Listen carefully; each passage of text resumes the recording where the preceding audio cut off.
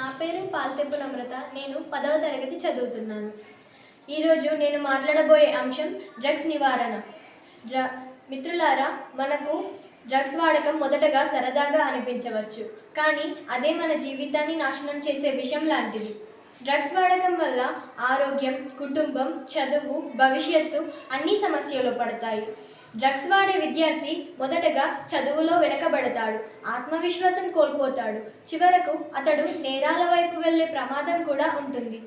మిత్రులారా, ఇది ఒక వ్యక్తి సమస్య కాదు, ఒక సమాజ సమస్య, కుటుంబం యొక్క సమస్య, దేశ భవిష్యత్తుకు సంబంధించిన సమస్య. మిత్రులారా, మనల్ని ఎవరైనా డ్రగ్స్ వాడమని ఒత్తిడి చేస్తే మనం ధైర్యంగా లేదు అని చెప్పాలి.